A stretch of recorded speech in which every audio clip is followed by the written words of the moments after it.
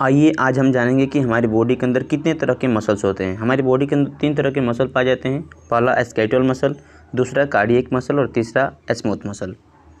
जो skeletal muscle होता है ये हम लोग के पूरे स्केलेटन सिस्टम से अर्थात हड्डियों से चिपका होता है, इसलिए इसको स्केलेटल मसल कहते हैं।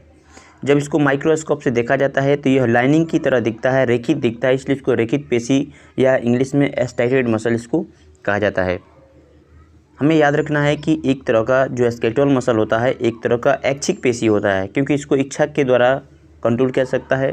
क्योंकि जब हमें हाथ उठाना होता है तो हमारी यह जो स्केलेटल मसल होता है ये हेल्प करता है, चलने में हेल्प करता है, दौड़ने में हेल्प करता है। तो जो भी हम गतिविधि करते हैं उसमें हमारी स्केलेटल मसल से ही हेल्प करता है, इसलिए इसको ऐच्छिक पेशी कहा जाता है। तो हमें क्या ध्यान रखना है कि यह जो स्केलेटल मसल होता है ये हड्डियों से चिपका हुआ होता है, यह स्टाइटेड मसल है। यह जो है ऐच्छिक पेशी होता है और ये हमें चलने में, दौड़ने में, हमारे शरीर की मुद्रा चेंज करने में हमारी सहायता करता है। अब आ जाते हैं कार्डियक मसल के बारे में। हम लोग का हार्ट जो है कार्डियक मसल का बना हुआ होता है। जब इसको माइक्रोस्कोप से देखते हैं तो यह भी जो है रेखित नज़र आता है, ये भी लाइनिंग की तरह नज़र आता है, इसलिए इसको भी रेखित पेशी कहते हैं, स्टाइटेड मसल कहते हैं।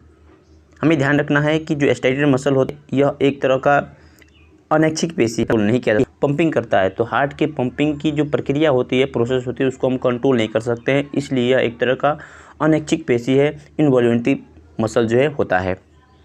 अब हम पढ़ते हैं तीसरा नंबर स्मूथ मसल के बारे में। जो स्मूथ मसल होता है ये जो है एक तरह का नॉन स्टाइटेड मसल होता है। नॉन स्टाइटेड मसल का मतलब क्या है कि इसको जब हम क्या करते हैं, जब हम इसको माइक्रोस्कोप से देखते हैं तो यह रेखा की तरह नहीं दिखता है, रेखित पेशी की तरह नहीं दिखता है, इसलिए इसको अरेखित पेशी या नॉन स्टाइटेड मसल कहा जाता है।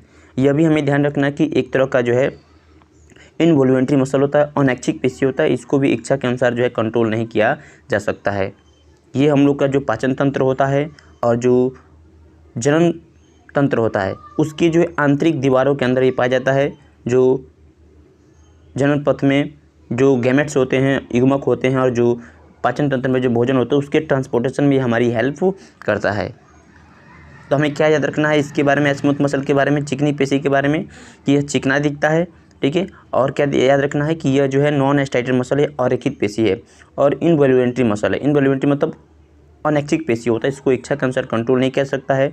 और ये किस में हेल्प करता है, तो यह जो है जो पाचन तंत्र होता है, पाचन तंत्र में भोजन की गति को में हेल्प करता है। और दूसरी बात जो जनन तंत्र होता है उसमें युग्मकों के ट्रांसपोर्टेशन में हेल्प करता है, ठीक है। तो इस तरह से हमारे बॉडी के अंदर 3 तरह के मसल्स जो है पाए जाते हैं।